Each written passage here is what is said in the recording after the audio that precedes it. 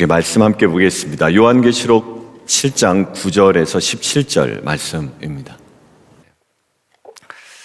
여러분들, 오늘 본문에 등장하는, 그리고 신약 성경에 우리가 부활절 전 주일에 지키는 종려주일에 상징되는 이 종려 가지, 종려나무 가지라는 이미지가 오늘 갑자기 등장하잖아요.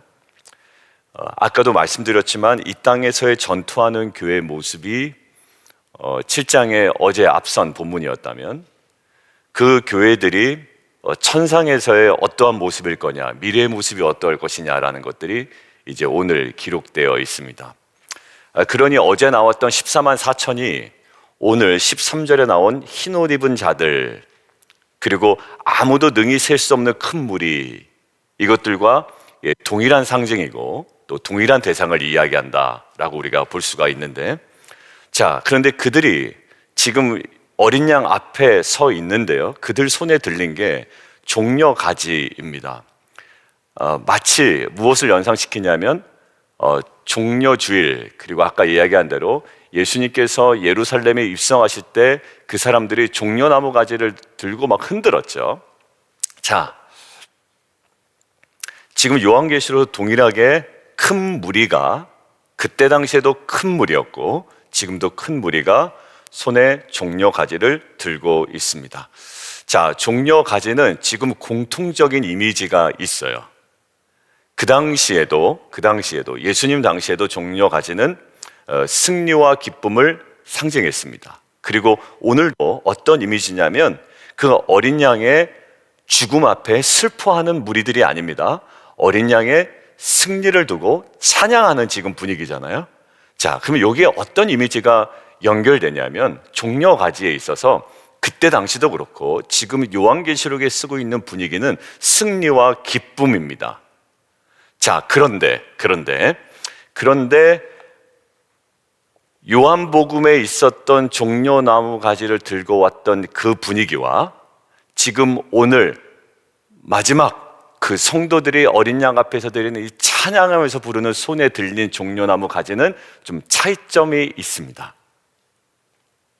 자, 어떤 차이점이냐면 요한복음에서는 예수님을 왕으로 환영했던 그들이 오래지 않아 예수님을 십자가에 못 박으라고 이야기합니다. 왕이라고 이야기하고 승리를 선포하고 기쁨으로 찬양했던 그들이 오래지 않아 그를 못 박으라고 외칩니다. 왜냐하면 그들은 고난을 겪는 왕을 상상할 수 없었던 거예요. 예수님의 그전의 사역을 부정한 것이 아니라 그전의 사역은 너무 좋았습니다. 자신들을 만족시켰다고요. 그런데 그가 십자가에 못 박힘을 당한다는 것들을 인정할 수 없었던 겁니다. 자, 승리는 원했어요? 근데 승리하는 방식은 거부한 겁니다. 중요한 얘기하고 있는 거예요. 승리는 원합니다. 여러분들, 우리 믿는 사람들도 승리 원하고요, 믿지 않는 사람들도 승리 원합니다. 믿는 사람도 성공해야 되고 믿지 않는 사람들도 성공을 추구합니다. 그런데 가장 중요한 게 뭐냐, 우리는 맨날 지려고 사는 사람들이 아니에요. 결국 하나님께서 우리를 승리케 하실 겁니다. 그런데 세상과 우리와 구별된 건 우리는 승리를 싫어하는 자가 아니라 우리도 승리를 원합니다. 요한계시록도 종려 가지는 승리와 기쁨을 상징합니다. 그런데 방식의 차이가 있다라는 거예요. 요한복음은 어떻다고요? 그 방식은 안 된다라는 거예요. 그런데 오늘 요한계시록에서는 종려 가지를 든 자는 어떤 자들이냐면 죽임당한 어린 양을 따라 환난을 통과한 자들이라는 거예요. 여러분, 어디 그 메시지가 있습니까? 지금 물어보잖아요. 장로 중에 하나가 13절에 야, 이 흰옷 입은 자들이 누구며 또 어디서 왔느냐라고 물어보죠. 이것은 우리에게 알려주기 위한 질문이고 알려주기 위한 대답일 겁니다. 자, 14절 뭐라고 되죠? 내가 말하기를 내 주여 당신이 하시나이다 하니 그가 나에게 이르되, 알면서 물어본 거죠. 자, 지금 이것들이 강조하고 싶은 거예요. 자, 몰라요, 사도 요한은. 근데 장로는 알아요. 알면서 물어봤다라는 건 이 사람들이 어떤 존재인지를 너도 알아야 되고 이 글을 읽는 독자도 선명하게 알아야 된다. 그렇지 않으면 요한복음에 있는 승리와 기쁨의 종려가지를 흔들다가 실망해버린 그들과 다를 것이 없다라는 거예요.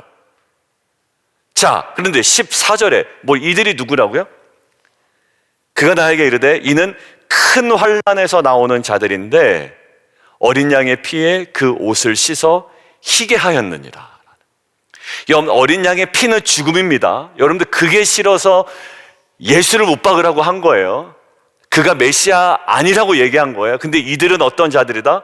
환난에서 나온 자들인데 어린 양의 피에 옷을 씻어 희게 한 자들이라는 거예요. 여러분들 결론부터 얘기하면 이 지금 종려가지를 들고 있는 허다한 무리들, 흰옷 입은 자들의 특징은 뭐냐면 환난을 피한 자들이 아니라 환난을 통과한 자들이라는 거예요.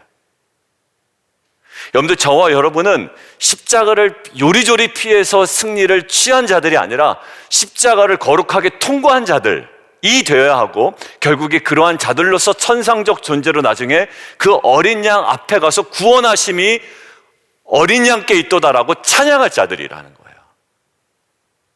세상은 이야기합니다. 환난을 어떻게 하면 잘 피할 것인지. 그런데 우리들은 이야기하죠. 베드로전서에서 무엇을 이야기하냐면 예수님께서 너희에게 본을 보여 그 자취를 따라오게 하셨다. 어떤 본이요? 그 십자가의 죽음입니다. 오늘 요한계시록에 등장한 이들의 모습은, 이 장로가 강조하고 싶은 모습은, 이들은 환난을 피한 자들이 아니라 환난을 통과한 자들. 결국 그들은 진정한 승리가 무엇을 통해서 온다? 고난을 통해서 온다라는 것을 몸소 아는 자들임을 요한계시록을 통해서 정확하게 알려주기 위함입니다. 진정한 승리는 고난을 통해서 온다. 이들은 환난에서 나온 자들이다. 결국 승리한 자들이다. 구원하심이 보좌에 앉으신 우리 하나님과 그토록 사람들이 증오했던 그 어린 양께 있도다 라고 찬양할 수 있는 자격이 무엇으로 주어졌냐면 환난을 통과한 자들이기 때문에 그렇다. 계속 강조되는 게 어린 양이죠. 왜 어린 양일까요? 죽임당한 어린 양인데 왜 그렇게 찬양할까요? 어린 양의 피에 그들의 옷을 씻어 희게 된 자들이고, 그 어린 양의 피에 영광을 아는 자들이며, 어린 양의 죽음의 능력을 아는 자들이며, 그 능력에서 환난을 이긴 자들이기 때문에 그렇습니다. 결국 어린 양을 따르는 자들은 큰 환난을 피한 것이 아니라 통과한 자들이고, 그들이 따르는 어린 양 또한 일찍이 십자가에서 죽으심으로 승리하셨기 때문에 요한계시록 예수님 때문에 받는 종말론적 고난은 회피하는 것이 아니라 뭐다? 이기는 것이다 라는 거예요. 여러분들, 종말론적 고난은 회피하는 것이 아니라 이기는 것이다. 여러분들, 이것을 묵상하는데 어제 설교 때 조금 더 강조됐으면 좋았을 법했다 라는 부분이 이렇게 마음에 떠올랐습니다. 그래서 제가 어제 카톡에 살짝 하나 보냈고, 오늘 새벽에 조금 이야기해야지, 그리고 다음 주일에 전주 설교를 정리할 때 조금 더 약간만 강조해야지. 왜냐하면 성도들이 이거 놓치면 안 되겠다는 마음이 이렇게 갑자기 드는 거예요. 왜냐하면 오늘 뭐라고요? 환난을 피한 자들이 아니라 환난을 통과한 자들인데, 어제 예레미야가 뭐라고 했냐면 자기가 그 절망적 상황을 마음에 깊이 두었다고 얘기했거든요. 그러니까 예레미야는 이 절망적 상황과 이 느낌 좋지 않을 거예요. 어제도 예배 끝나고 가는데 한 분이, 목사님 오늘 아침까지 저는 좀 절망적이었습니다. 그게 뭔지는 얘기 안 하셨어요. 근데 제가 유추하는 그 성도님 또 여러분의 어떤 그 나눔들을 들어올 때 그 범주 안에 들 것 같아요. 관계적 절망입니다. 남들이 나를 인정하지 않는 거예요. 그럼 여러분들 되게 성질 납니다. 여러분들 자녀가 나를 인정하지 않을 때, 내가 어느 권위를 가지고 있는데, 예를 들면 학원 원장이야 아니면 내가 어느 교회 리더야, 위원장이고 팀장이야, 텐트직이야. 근데 도무지 나의 권위를 인정하지, 난 당신 권위 인정하지 않을 거예요 라고 이렇게 덤벼들 때 진짜 힘들지 않으세요? 의도적으로 그걸 막 티를 내는 거예요. 나 당신 권위 인정하지 않아요. 그런데 절망이거든요. 절망이에요. 아니면 내가 과거 했던 후회. 근데 그걸 어떻게 하냐면, 아니야, 나는 이런 거에 절망할 사람이 아니야 라고 자꾸 우리는 거기서 자꾸 나와요. 근데 어제 설교의 핵심 뭐냐면 그 절망을 품고 주님 안에 있으라는 거예요. 요 앞에. 여러분들, 그 관계적 절망 너무 힘듭니다, 여러분들. 그때 이 절망을 내가 품지 않으면 어떻게 되냐면 짜증이 나요. 다른 관계로 짜증을 냅니다. 힘들어합니다. 그리고 더 절망합니다. 그리고 반대적으로는 그 절망이 아닌 듯하게 보이기 위해서 더 내가 편한 관계 속에 기쁨을 막 내보이는 거예요. 그러니까 뭔가 이렇게 좀 왜곡된 감정들만 나와요. 근데 예레미야의 어제 특징 뭐냐면 이 절망을 가지고 갑니다. 주 앞에. 아니라고 부정도 안 해요. 회피도 안 해요. 자녀 때문에 생긴 절망이든 나의 과거 때문에 생긴 절망이든 관계적으로 생긴 절망이든 이것들을 가지고 간단 말이에요. 담즙을, 쑥을, 그리고 고통을, 어제 예레미야의 모습에서. 그리고 가지고 가는데 어디에? 그 주 앞에 부르짖음으로 나아간다. 바라는 그 모든 절망을 가지고 나아가죠.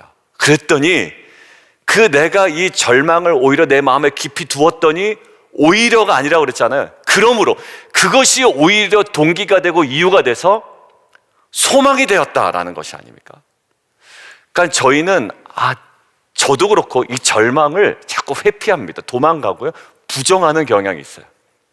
환난도 마찬가지죠. 세상이 얘기할 때 이 환난 회피하는 겁니다. 그래서 내가 추구하는 거예요. 그런데 지금 이 성도들의 삶이 뭐냐라고 사도 요한은 보여주고 싶은 거예요. 절망을 회피한 자도 아니고 환난을 회피한 자도 아니며 그것들을 정면 돌파한 자들이고 이것들을 어떻게 결국 통과한 자들이다. 무엇에 힘입어? 어린 양 예수 그리스도를 힘입어.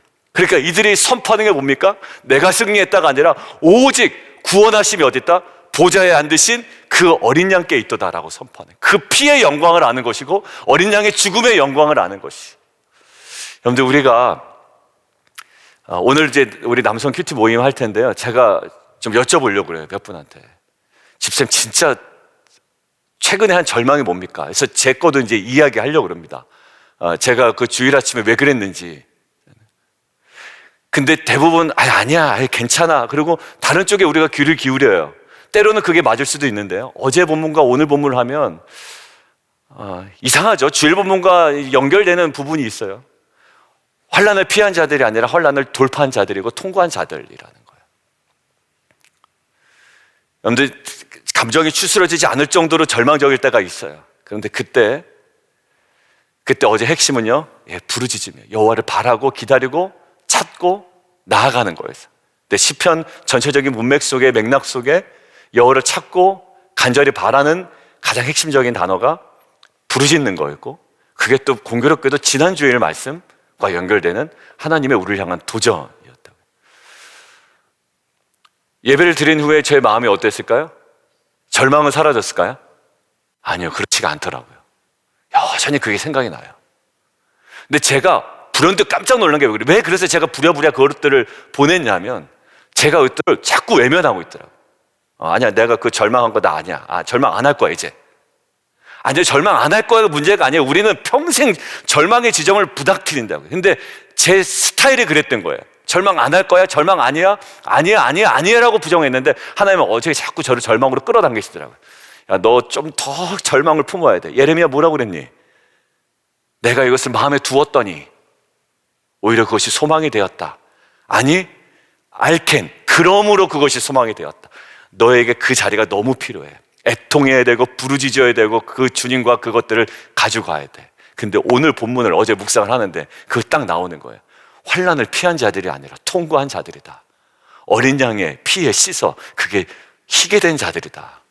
어떤 자들? 통과한 자들이라는 거예요. 그런데 결국 이 찬양이 회복된 이 땅의 교회, 미래의 모습, 천상의 모습이 이 찬양이 어떻게 나왔습니까? 환난을 통과했을 때. 어린 양의 피에 그의 옷을 씻어 희게 된 자들, 그들이 결국 뭐해서 천상의 예배, 천상의 찬양을 올려드리고 있습니다. 여러분들 주일에 구원하심이 보좌에 앉으신 그 찬양이거나 아니면 제가 하나 올려드릴게요. 구원하심이 보좌에 앉으신 우리 하나님과 어린 양께 했던 거 우리 기억나시죠? 그 찬양 둘 중에 이제 한 곡을 할 텐데, 그때 이 찬양이 맹숭맹숭 우리가 그냥 이렇게 찬양 부르는 게 아니라 그 고난을 통과하고 절망을 통과하고 환난을 그리스도 예수와 함께 통과한 자들이 정말 터져 나올 수밖에 없는 이 희열과 감사와 감격의 찬양이 되기를 주님의 이름으로 축원합니다. 오늘 여러분들 환난을 통과한 자들이 되세요. 그리고 절망을 근데 자꾸 숨기거나 애쓰지만, 사람들 앞엔 드러낼 필요 없어요. 사람들 앞에. 그런데 내가 왜 자꾸 절망하지? 인정 욕구가 채워지지 않아서인가? 아니면 나의 어떠한 과거의 잘못된 행위에 대한 자꾸 후회인가? 아니면 사람들과 관계 속에서 내가 해결되지 않은 어떤 부분인가?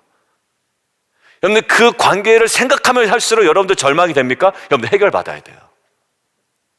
여러분들 그 관계를 생각하면 생각할수록 여러분들 안에 절망이 옵니까? 여러분들 그거 해결해야 돼요. 여러분들 남편과 아내의 관계 하나 설명을 드릴게요. 남편의 특징은 뭐냐면 뭔가 얘기하려고 그래요. 여보 얘기합시다 그러면 남편은 어물쩍 넘어갑니다. 아니야 얘기 안 해. 그건 다 괜찮은 거야 라고 얘기합니다. 여러분들 진정한 회복이 안 돼요. 왜?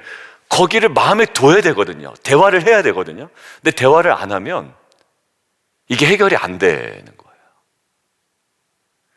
여러분들 절망에 대한 우리의 태도 아마 굉장히 절망스러울 겁니다. 저 사람이 나를 인정 안 해서, 과거의 행동 때문에, 아니 그 관계의 어려움 때문에 계속 절망적인 상황에 대해 자꾸 몰아간다면 이제 회피가 아니라 그 안에 주님 앞에 나아가고요, 그 환난을 정말 그 예수 그리스도와 함께 통과한 자들이 되기를 원합니다. 이 찬양이 회복되기를 원해요. 마지막으로 하나 언급하고 마치겠습니다. 여러분들 이 찬양이 흰옷 입은 성도와 천사들의 찬양이죠. 그 전까지 4장과 5장의 찬양은 뭐였습니까? 천상적 예배의 찬양은 천상적 존재가 드리는 찬양이었어요. 그들에게는 뭐 아픔도 없고 슬픔도 없고 눈물도 없습니다. 그런데 오늘 이 성도들의 찬양은 뭐예요? 슬픔이 있고 눈물이 있었다라는 거예요. 여러분들 막 눈이 앞뒤에 달리고 뭐 보좌에 앉은 장로들이 있고, 여러분들 그들에게 애통함이 있고 슬픔이 있고 뭐 이런 거 분위기 없었어요. 그냥 천상적 존재가, 천사가 드리는 찬양에는 완벽함은 있을지 모르지만 거기에 서사가 없어요. 서사가. 근데 정말 우리가 드리는 찬양에는 서사가 있다는 거예요. 주님, 이런데도 우리가 찬양합니다. 성도들이 이렇게 아파한데도 찬양합니다. 어제 그 성도님이 나갈 때 오늘 아침까지도 절망적이었습니다라는 그분의 절망이 어떠했을지 저는 짐작이 안 가지만 정말 그런 상황 가운데 드립니다. 오늘 함께 볼게요.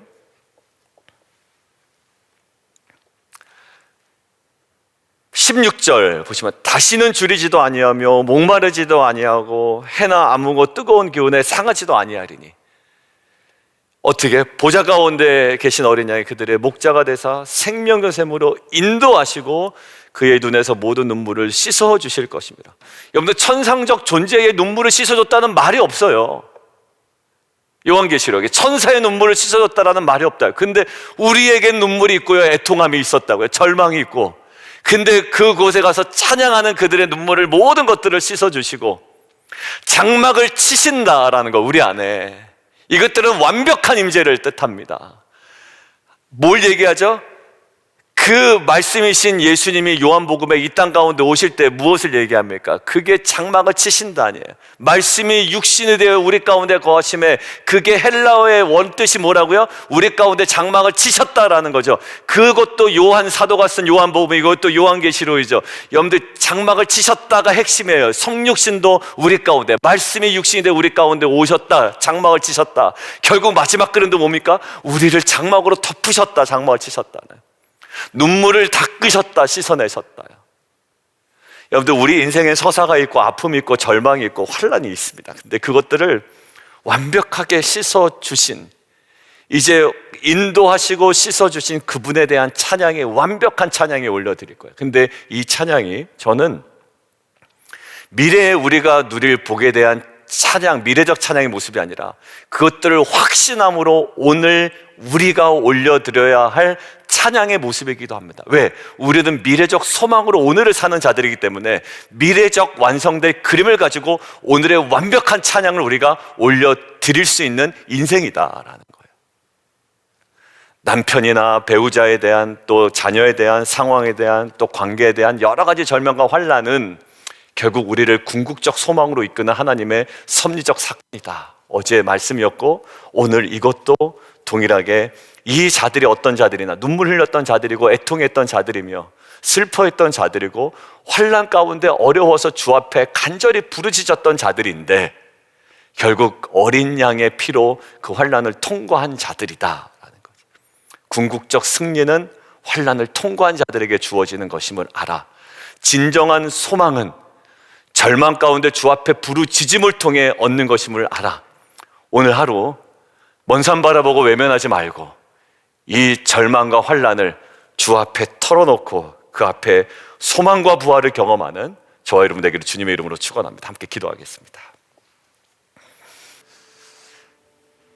함께 기도하죠. 하나님, 환난을 피한 자들이 아니라 환난을 통과한 자들입니다.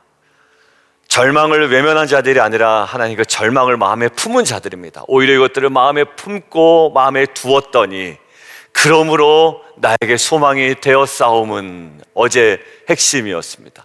그러므로 정말 이랬단 말이야. 알켄이라는 히브리어를 가지고요. 예, 맞았어요. 맞는 것이었습니다. 주님, 외면하지 않게 하여 주십시오. 그것들을 품고 궁극적 소망과 궁극적 부활과 하나님 그 승리를 경험하고 누리는 하나님 우리 안에 정말 찬양이 회복되어지는 귀한 인생 되게 도와주옵소서. 함께 기도하며 나아가도록 하겠습니다. 기도하겠습니다.